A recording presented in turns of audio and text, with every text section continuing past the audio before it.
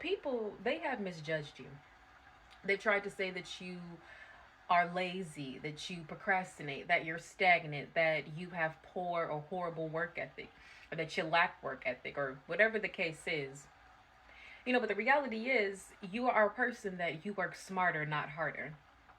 Because, it's like all of the other work that all of the work that the people that are judging you, all the work that they've put in, where has it gotten them? But the amount of work that you have done, where has it gotten you? You see? And you've accomplished so many great things. You've accomplished things that they have not even accomplished yet. And while they are sitting here judging you because you went different, but just because you went on a different path doesn't mean that you went down the wrong path. You just went a different route. And because they got so used to the conventional or traditional way, or the way that it's been done, the way that they've seen other people do it, they don't know what another path looks like. And they didn't have the courage to go on another path, but you did. And you still are successful, even though you went on a different path. But what they want is they want you to go on their path and to reach that level of success. They don't want you to go on your own path. They want you to be like them, because that's mob mentality. That's flock mentality. That is a person that is more so a follower, not a leader. But baby, you're not a follower, you're a leader. But other things about it is, they may have looked at you and thought, like, how come you're not, the thing is, a lot of people, they have so much, they see so much greatness in you, and they know you have so much potential, and they see that you're in a phase of your life where you just aren't living up to your fullest potential, or they see you not striving to that potential that they know that you can reach. And instead of them coming over and uplifting you and telling you that they see so much greatness in you and they see you as a phenomenal person, they see you accomplishing so many things, instead of them speaking life into you, they come over here and they speak death into you. They shame you. They make you feel bad just for you resting or having a rest day. They make you feel bad for not being at the place that they expect you to be right now. Instead of just encouraging you, they find ways to put you down. It's like they see the greatness in you, but when they see you not achieving that greatness, all of a sudden it bothers them. It's like mind boggling to them. So they think that if they come over here and try to like give you some tough love, that'll help you out. But really what that's doing is it's showing you who's going to be sitting at your table when all of that abundance comes and who's not. Yeah. Because at that table that's being prepared in the presence of your enemies, you're going to have assigned seats at your table of who's going to be there. And their names are not going to be on that placement. Okay? They will be the enemies that table is prepared in front of. All they had to do was just be kind to you and be good to you and speak life into you, but they failed that option. Glazed donut, if you were wondering. I'm not going to eat my food in my mouth, so no. But anyway, another thing that I've realized that a lot of us chosen ones have is that the reason why we haven't really reached our fullest potential yet, and we have been in those phases where we feel like we're holding ourselves back, we're dimming our light, is because a few reasons. One, when we see the magnitude of what we have to do and what our mission is to fulfill, a lot of it can get very overwhelming because we see how big it is, and sometimes we can be afraid of our own potential. Often, it could be in a point where you see how much you see the gravity of everything that you are going to have to deal with, everything that your shoulders have to bear. And it's like the weight of your anointing and the weight of what you will bring into this world, the weight of your ecological footprint sometimes is too heavy for the current version of yourself to carry. Because your spirit feels the longevity. Even though you cannot see everything in a clear vision, you just feel how abundant you are. You feel how successful you're going to be. You just feel it in your spirit. And you see, and what you're feeling, it probably won't even manifest until 20 years from now, 20, 30 years from now, of what you're going to see, because you can feel it, but you just haven't seen it yet. Am I making sense, or am I sounding redundant?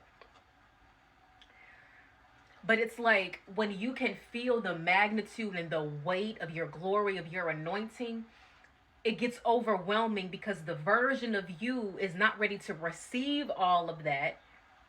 So you kind of run from it. You kind of shy away from it. You're kind of like, oh, it's just safer over here to not have to shoulder all of that. Because it's like when it feels like you're carrying the weight of the world when you're carrying all of this anointing, because you know you are here to help lead the world. You know you are here to help change the world. And a lot of that can be very overwhelming and very scary at times. So you feel like you have to kind of shy away to kind of ground yourself a little bit more, talk more with God, talk more with your higher self, do any more healing work, do any more groundingness, just anything else that you feel you can prepare yourself mentally, emotionally, spiritually. You feel like you need just a little bit more preparedness before you step forward, because you're like, I want to go through this and I want to thrive. I want to be successful. I want it to flow well. I don't want to jump into this prematurely and have it, and have things crash and burn, have things fall and have me struggle because I wasn't strong enough to carry it. So you're like, that's a lot of weight to carry. Let me go armor up. Let me go strengthen up. Physically and spiritually, let me strengthen up. Because let me tell you, you know how great you're going to be. You know how successful you're going to be. But because you know that your success is your birthright, your abundance is your birthright, you no longer feel the need to rush the process just to prove something to somebody. The rest of these people that are judging you, they rushed to get to where they are. They rushed to get to their success. They wanted to do things the faster way because they wanted something to prove to somebody. You realize you don't have to prove anything to any damn body. No human being on this planet do you have to prove anything to, because you work for God. You work for the Most High God. And you and God are a majority. You and God, that's y'all business. That's y'all relationship. And you and God are at your own pace. But a lot of times, humans don't understand the pace that you are going, because they're operating on earthly time. You're operating on Kairos time, which is God's time. You're operating on your own personal timing that's aligned with God. And yes, your timing is going to look a little bit slower to other people operating on earthly time, when earthly time is fast, very fast. Minutes, seconds, days, weeks going by so quickly. But a lot of times, a lot of people, they feel, as the people that judge you the most, they feel that just because they make more money, they feel that just because they have more accolades or more degrees or more certifications, more certificates, they feel like just because, oh, come on, Spirit, they think that just because they have more things on paper, that they can say, like, hey, look at this, you see my degree? Hey, look at this, you see my certification? Look at this, you see this?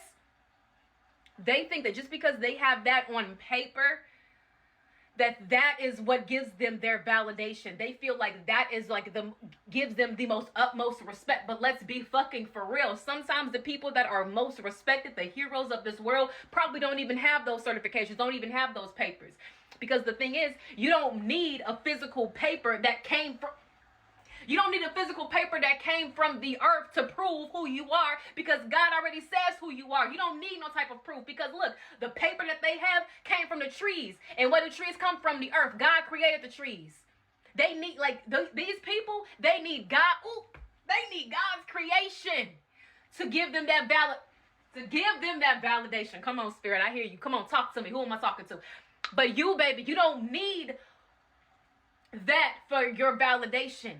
You don't need any of that, because you know your validation comes from within. You know that every single time that you walk, you know that you are walking in alignment in your anointing. That's where the Godfidence comes from. Your confidence in the Most High God.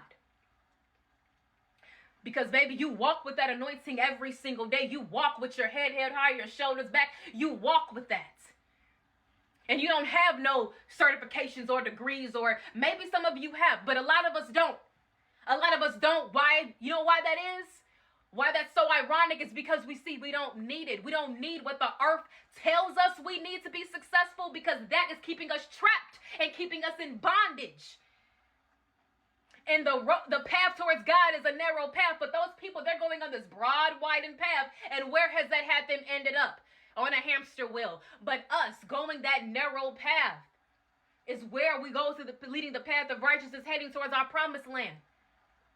So let me tell you something, baby. Don't let these people try to tell you that you're doing something wrong. Don't let these people try to tell you that you're not doing what you're supposed to do, because they just don't understand you. And if they take some time to actually understand you and inquire and ask questions instead of judging you, they would understand a little bit more. But if they don't want to inquire, leave them where they at.